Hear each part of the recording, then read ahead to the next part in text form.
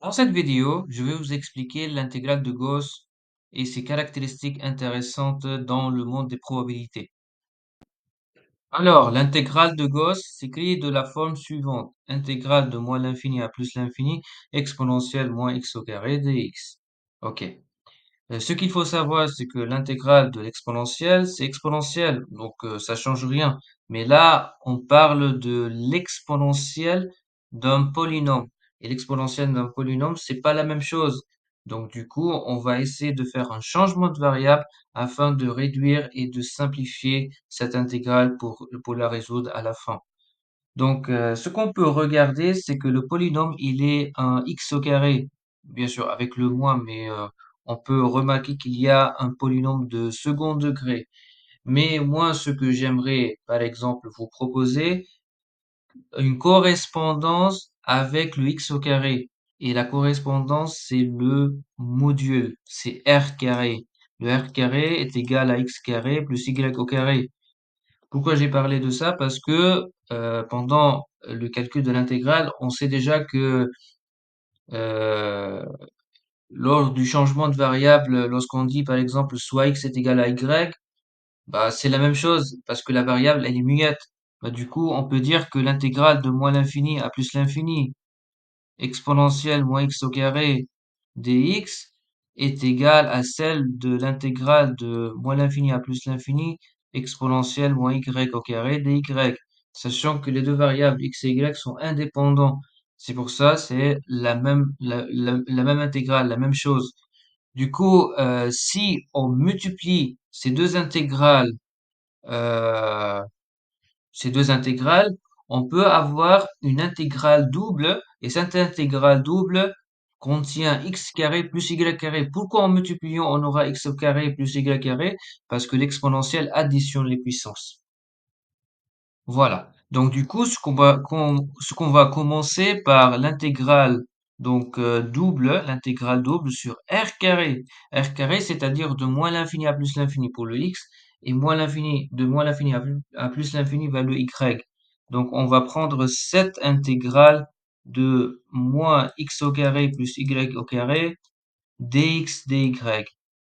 Et puisque x et y ce sont deux variables indépendantes, c'est-à-dire que l'intégrale double peut être séparée en deux par la multiplication de ces deux intégrales. Donc ça sera moins l'infini à plus l'infini moins exponentielle moins x au carré dx. Ça c'est pour la première intégrale et multiplié par la seconde intégrale de moins l'infini à plus l'infini exponentielle moins y carré dy. Ça, c'est d'une part. Maintenant, d'autre part, on va essayer de résoudre cette équation. Ce qu'on va faire, c'est le fait de faire un changement de variable des coordonnées cartésiennes vers les coordonnées polaires. Et le fait de changer de l'intégrale des coordonnées cartésiennes vers les coordonnées polaires, c'est-à-dire on va passer des coordonnées x, y vers les coordonnées r et θ, telles que r, ça sera de 0 jusqu'à l'infini et θ entre 0 et 2π. Et du coup, donc ça sera l'intégrale de 0 vers 2π pour θ et l'intégrale de 0 vers plus l'infini pour r.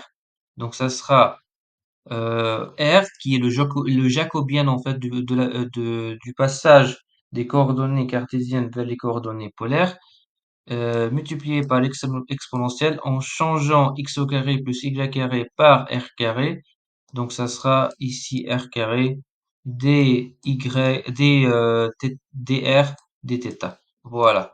Et puisque r et θ sont indépendants, donc à son tour, on pourra séparer les deux intégrales en deux en multiplication de ces deux intégrales. Donc ça, c'est d'une part, et d'autre part, puisque ces deux intégrales sont égaux, parce que la variable, elle est muette, donc on peut dire que c'est l'intégrale de moins l'infini à plus l'infini, exponentielle moins x au carré, dx, et le tout au carré. Donc ça sera l'intégrale de 0 vers 2π, dθ multiplié par l'intégrale de 0 vers plus l'infini, r exponentielle moins r carré dr. Et ça, c'est l'intégrale de Gauss, on va l'appeler I au carré. Bien sûr que l'intégrale, il est positive, donc du coup, on n'a pas plus ou moins racine carrée, donc on a juste plus racine carrée. Donc l'intégrale de 0 vers 2 pi de dθ, bah c'est clair en fait que c'est 2 pi, parce que l'intégrale de 1, bah ça sera θ et θ entre, donc de 2 pi moins 0, ça fait 2 pi multiplié par l'intégrale de 0 vers plus l'infini. Cette intégrale est faisable parce que le fait qu'on connaît déjà l'intégrale de u', voilà, parce que là, en fait, on a u, exponentielle du u, et déjà, on peut créer le u', qui est donc moins demi, on va mettre moins demi, intégrale de 0 vers plus l'infini. Pourquoi j'ai fait ça? Pour construire le u', exponentielle moins r carré dr. Voilà, qui est égal à i carré, et i c'est l'intégrale de Gauss. Donc là, en simplifiant, on va trouver moins pi, et donc du coup, en calculant la primitive de cette fonction, on aura exponentielle moins r carré. Donc les bornes sont de 0 jusqu'à plus l'infini, égale i au carré. Du coup, ça c'est moins pi, et du coup, l'exponentielle de moins l'infini c'est 0, voilà, et l'exponentielle de 0 c'est 1. Et du coup, ça sera i au carré. Et du coup, en multipliant moins fois moins, ça va me donner plus. Et donc, du coup, i au carré est égal à pi. Et donc, la conclusion, c'est que i est égal racine carrée de pi. Ok. Donc là, on a calculé l'intégrale de Gauss. Maintenant, ce qu'il faut connaître, l'importance de l'intégrale de Gauss. Donc, on va écrire juste le résultat final, que l'intégrale de moins l'infini à plus l'infini exponentielle de moins x au carré dx égale racine de pi. Et du coup, ce qu'on va faire, on va décomposer cette fonction parce qu'elle est une fonction paire, parce que vous savez c'est quoi une fonction paire, c'est que elle a un axe de symétrique qui est l'axe des y. Bah, du coup, c'est 2, ok, l'intégrale de 0 vers plus l'infini, exponentielle moins x au carré dx. Ok, du coup, l'intégrale de 0 vers plus l'infini, exponentielle moins x au carré dx est égale à racine de pi sur 2 sans la racine carrée. Et du coup, ce on va faire, on va isoler en fait, même on va mettre toutes les termes en fait de l'autre côté pour avoir un 1, l'unité en fait, 1. Donc du coup, ça sera l'intégrale de 0 vers plus l'infini, 1 divisé par racine de pi sur 2 exponentielle moins x au carré dx est égal à quoi? Est égal à 1. Voilà. Si vous voulez, on peut faire juste un changement de variable. On va mettre t est égal à x fois racine de 2. Je vais vous dire pourquoi. Du coup, dθ égale dx racine de 2. Donc l'intégrale de 0 vers plus l'infini, ça va rien changer au niveau des bornes parce que c'est la même chose. 1 divisé par racine de pi sur 2. Donc exponentielle moins, bah du coup, puisque c'est x là, bah ça sera t au carré sur 2. Voilà. Et dx, donc ça sera dt sur racine de 2. Voilà.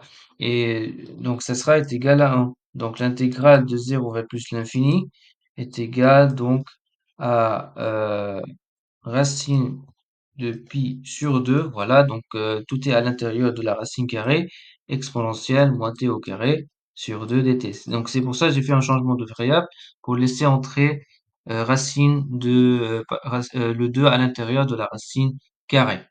Et du coup, celle-là, à son tour, celle-là, cette fonction mathématique, f de t, on va l'appeler la loi de probabilité centrée réduite, nommée par N01. Et celle-là, c'est la loi gaussienne dans laquelle on se base sur, presque toutes les sciences se basent sur cette loi gaussienne, notamment les télécoms, surtout dans la théorie d'information pour transmettre l'information à partir du canal. Donc on va utiliser beaucoup en fait la loi gaussienne pour construire le canal de transmission, plutôt pour modéliser mathématiquement le canal de transmission, parce que le canal c'est vraiment l'air en fait dans laquelle la lumière se propage. Bah, du coup, le canal il est composé en fait des variables aléatoires gaussiennes. Après, on peut le rendre un peu plus détaillé, plus compliqué, mais à la base, les sciences sont faites sur tout ce qui est en relation avec les lois de probabilité. On a plein de variables aléatoires qui suivent cette loi-là. Bah, c'est pour ça cette fonction-là est très importante et j'aimerais donc c'est pour ça que j'ai aimé de vous expliquer en fait d'où vient cette fonction pour vous expliquer que cette fonction-là elle est utilisée partout après. Voilà. Donc peut-être dans une autre vidéo, je vais vous expliquer, je vais vous proposer la liste de tous les domaines dans lesquels on utilise la loi normale. Voilà. Donc j'espère que vous avez aimé cette vidéo. Merci à tous et à bientôt.